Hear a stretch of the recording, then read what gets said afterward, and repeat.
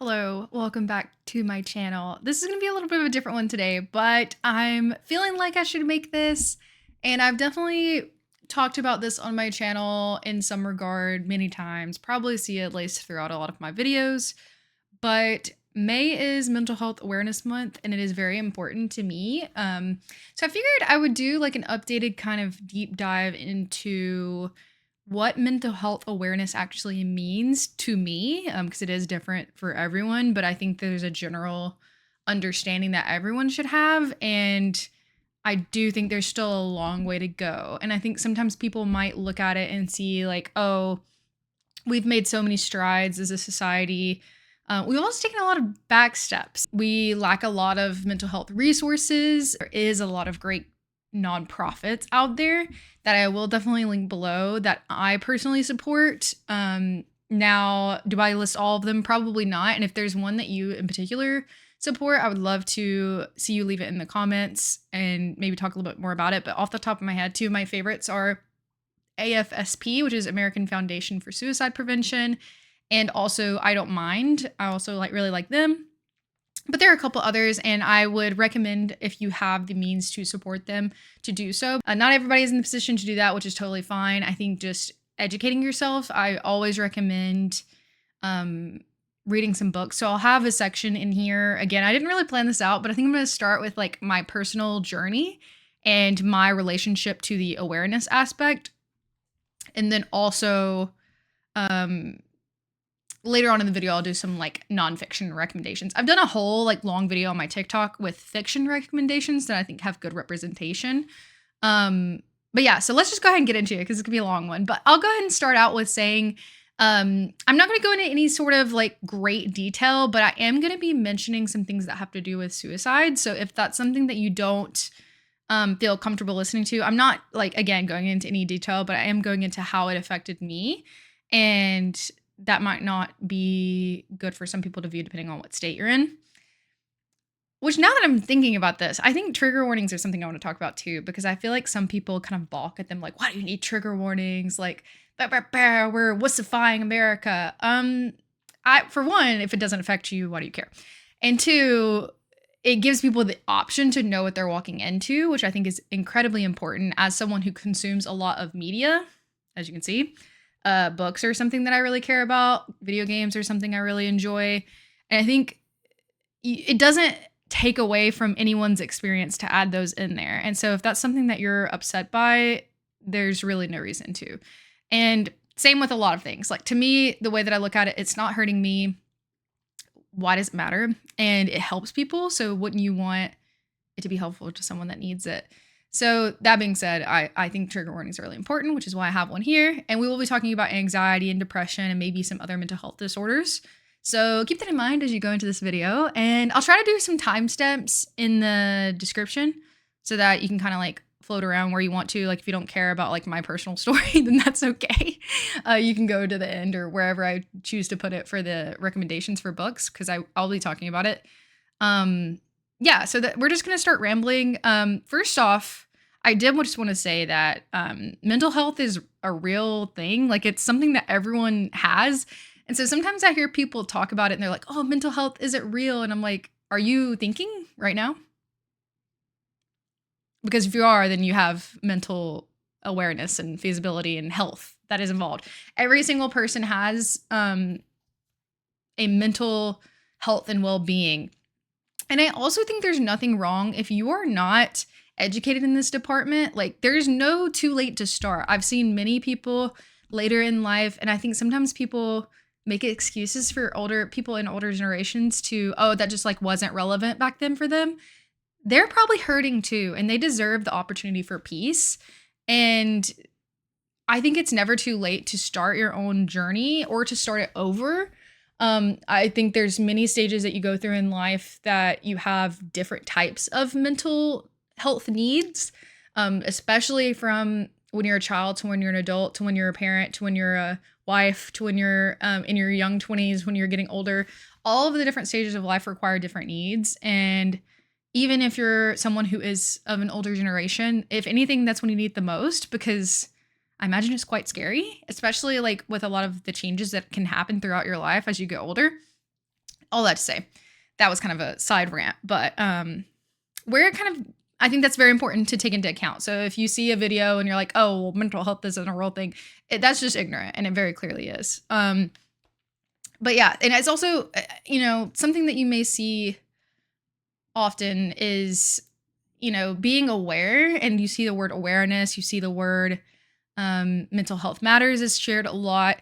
And if you're not quite sure like what that is, then I would just like to share a couple of fun facts with you. You may also be thinking like, why is it still important? Like, it's not like people are getting lobotomies anymore or anything like that. Like there's still a lot of room to grow, especially like I'm not a professional, but I know that there's a lot of people that will not look for answers for people that are experiencing mental health struggles. There's a lot of times where you will get stigmatized and kind of like thrown away because of something that you're experiencing, whether that be a psychotic episode, whether that be depression. And a lot of times there's a lot of even more nuance to when you're experiencing physical symptoms because of your mental state.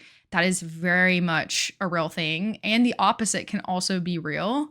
Your pain and your chronic illness can definitely negatively impact your mental health. And there's a lot of lack of training for many areas of professionals, whether that be in our schools, whether that be in our law enforcement, whether that be in our doctor's offices. So a lot of that has a lot of room to go.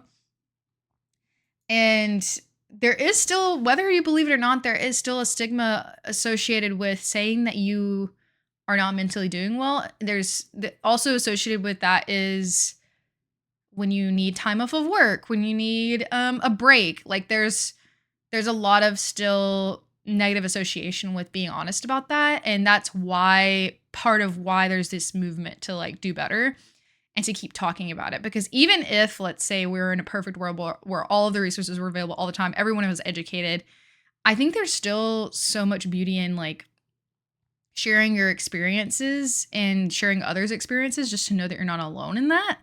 And there's never too much of that, in my opinion. So there's a lot of quotes that I have, but one that I hear a lot is like, oh, well, it's just in your head. And what I have to say to that is, yeah, you're in there too. And that really resonated with me when I thought about that, really. Like, maybe it is in your head, but also like that's your full-time residency. Like you stay there. Why would you not want it to be like a good place for you to be? Anyways, all that's been a little rambly to this point. But so where my kind of journey began is, I mean, I've always suffered with some form of anxiety. I have a lot of guilt-based anxiety, and there's a lot of reasons why that might be. There's some that I think is just part of who you are. And like I always, even as a kid, like I thought I was doing something wrong, or like I wanted to confess to something, or I wanted everyone to be happy. And I have a lot of people-pleasing tendencies that I've had to work through. And it can be tough sometimes too to figure out like what is you at your core and what is your anxiety, and like understanding that like I can have both things be true. I love that I am an empathetic and kind and attentive and accommodating person. I love that about myself. I love that I'm empathetic. It's a big core piece of who I am. But I also don't want that to be at the expense of myself and my own happiness, my own well-being. And so I think finding that like middle ground is really important. And I think that's part of what I aim to do in therapy, because what I didn't want, and what I sometimes would do, is not really understand like at the core, when you take everything away, like what do I want out of anything? Because so many times I was trying to figure out like how can I be what other people want, and like who can make other people feel better and can like soothe the situation. So I did a lot of digging into that, and this is not like my personal therapy like vlog. But I can't recommend that enough. And unfortunately, it can sometimes be expensive to receive therapy. I'm very lucky that where I work has a lot of great resources for pricing for mental health counseling. But there are still, I think it's worth looking into for you. I think if you feel like, honestly, I recommend therapy to even people who aren't in a crisis necessarily. And that's because like you never know when that could change for you. And you never know what you don't know. Like there's a lot of things that I learned about myself that I didn't really unpack quite yet. But anyways, we'll dive into my story and then I'll talk more about my therapy journey when we get there in the timeline. But when I was young, you know, I had those tendencies and I had anxiety was pretty early detected for me. And as I started getting older, you know, some other tendencies started to pop up, especially related to like ADHD, specifically the attention deficit aspect. I've never really had a lot of the like hyperactive tendencies, though some of that has started to come through a little bit more now since I've been working from home. And I think when we talk about mental health and mental wellness and mental illness, I hope that you don't see like illness as necessarily a bad word. I think like having a disorder or having a condition is not like a bad word. And then you can have, even if you don't have a diagnosable, which I think diagnosing is a whole other thing we can talk about, but even if you don't have a mental illness per se, like mental health is still important. So like even if you aren't diagnosed with ADHD, bipolar disorder, generalized anxiety disorder, like even if that's not something that you have one been diagnosed with or two don't experience, like there still needs to be a mental upkeep for you. And there's different ways that you can do that. It's important to not wait until it's too late or too far to take care of your brain. So there was a couple of things that were noticed for me. I mean, I was just a kid, so I didn't really like pay much attention to it, but my teachers like had brought it up a little bit to my mom, but it didn't necessarily negatively affect my life per se at that time. I was still getting good grades. I was still behaving. I was still a good kid. So like I'm very lucky to have two amazing parents who take stuff like this very seriously. So that's always great. And I know not everyone has that, so it's really important. But anyways, when I also have a history of in my family on both sides of anxiety and depression and mental illness, as well as family members who have committed suicide. And my mom was very tactful about explaining to me that when I was pretty young and like what that meant. But I had a really hard time understanding that at a young age, which is, I mean, fair because like that's not something that's easy to understand as an adult or really for anyone. So as I got a little bit older, I was very much involved in the church, and that was a really great place for me to be. But I do think there is common associations that some churches have with mental health, and it can be really harmful. And I think it's important to, you know, I think you can be a Christian and love God and still understand that like there are nuance situations. And I'm also speaking from a straight white person's perspective. There's a lot of like additional cultural and sexual orientation nuance that comes with mental health that I don't have perspective on. But I think like a lot of the message that I do have can apply to a lot of things. And again, it's just my story. So like I don't have to be able to speak for everyone, but I do think that so when I was 16, 17, around there, I had a youth group member I was a part of the youth group, and I was a leader in the church. And there was a member that was going through a lot of issues with her mental health. And I was not very plugged into those. And again, I wasn't very educated. I didn't have a lot of understanding of that. I tried to be supportive. I prayed for her, prayed with her. We did a lot to try to support her and her family and just be there as like a unit and be there for her. She was a couple years younger than me. She was probably 13 or 14. And ultimately, she did take her own life. And that, I think, is where everything changed for me. And I don't think I noticed it all at once.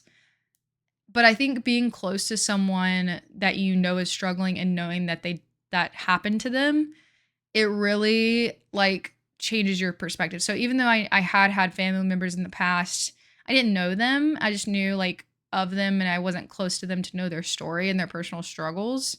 So yeah, I mean that was really tough. And I've never, thankfully I've never been that close to loss again. I think that there's still a lot of work to be done about talking specifically about suicide, and it's not a bad word. It's not bad to talk about it. If anything, it's good to talk about it, even with people that you think might be suicidal in your life, because addressing what's going on directly is the best way to handle it. And if you ever need emergency, well, not even emergency, if you need support, there is a suicide hotline. 988 is the number that you can call or text. I know that there's a lot of discourse around this and that it might be something that gets removed. I'm very much against that if it's not clear. And right now it does exist, thankfully, and there's a lot of resources online. I'll share some on the screen. I'll share some in the caption. But if I very much don't like hearing people joke about this kind of thing. I think it's a very serious thing. Again, it can affect anyone of any age. So I like doing a lot of work with AFSP. I feel like they do a really good job bringing education to schools, because there can also be many reasons why somebody makes that decision or why someone's contemplating that decision that you don't know. Again, I think that when you break down, not a mental health professional, again, let me be clear, but when someone has a mental health disorder, there is a molecular difference in their brain activity and what is going on internally. And external stimulus and, quite frankly, shitty situations can negatively affect that even more. Or you can be someone that is undergoing a lot of external pressure, whether that be bullying in kids, it's very common.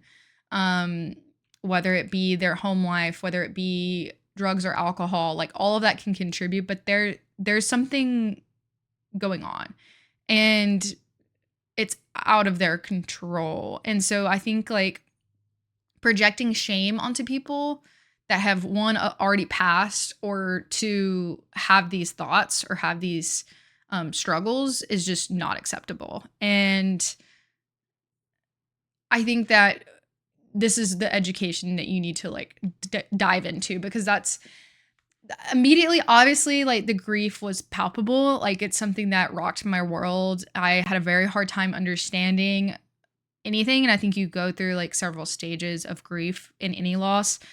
But especially losing someone to suicide, it is very tough. And if you're watching and you're someone who has lost someone, you're not alone. And there are support groups specifically for people that have lost others, loved ones, friends, family to suicide. And it is, I mean, there's studies and you really should look into it. I mean, if anything, one reason why we shouldn't stop talking about it, it's the 11th leading cause of death in the United States. That is absolutely insane. Absolutely insane. And there's so much work to be done and so much left to do that like it's just not something we can shy away from. But anyways, that's my personal connection to loss, specifically suicide. That's why I have this tattoo. It's always hard to show on camera, but it's a swallow. I don't want to go on without saying like she was such a great person, and her light and her joy in the only like few years that I got to know her personally and be close to her is something that will stay with me forever, literally, because I have it tattooed on me. But she was way too young, and there's so many others that deserve to have the rest of their life. And I think about her in key moments. I think about the year that she was supposed to graduate high school and the things that she would do. It's not a selfish decision. It's not fair. And blaming that person is not fair. There's so much nuance. There's so much to it. Like thinking about that's the step that someone feels like they have to take to unburden them, the ones around them. Like that's such a low place to be, to feel like that's your last option. So what we should be doing is talking to people in our life about it, not waiting until it's too late to talk about it. Key things to bring up are like just checking in with your friends and your family and saying, how are you really? Tell me, like, if you're feeling sad, like, let's get more descriptive. Like, what is it exactly that you're feeling? Can you trace it back to something? Do you know what caused it? Giving people those like time and space to be honest with you, and honestly seeking professional help is like the most important thing, and encouraging those around you, not being afraid to sound pushy, not being afraid to sound like, oh, I don't want them to think I think something's wrong with them. Doesn't matter. It's not worth losing them, and it's not worth the pain that they might be experiencing. Just bring it up, talk about it. Being transparent is so important. Yeah, so that happened, and then I made it my mission to explore and understand my own mental health better and other people's experiences that didn't necessarily relate to mine. Because I think one thing that we maybe have gotten a little bit better talking about, like depression and anxiety, but other very valid mental health conditions and awareness is also important. There's so much more. There's OCD, there's ADHD, like I mentioned, there's schizoaffective disorder, there's bipolar disorder, there is dissociative identity disorder. There's so many things that people experience that could be undiagnosed, that could be self-diagnosed. I think that's also still very incredibly valid experience. Not everyone has the capacity to get officially diagnosed with anything. I have been diagnosed by my therapist with ADHD and with generalized anxiety disorder. I have not gone to a specific doctor for either of those things as far as like psychiatry.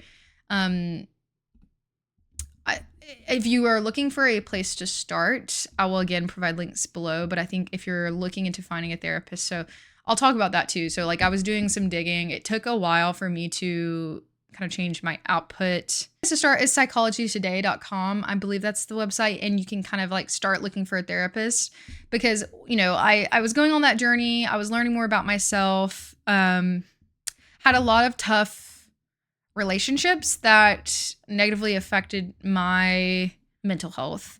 So I had to navigate how to get out of those situations and kind of like recover myself.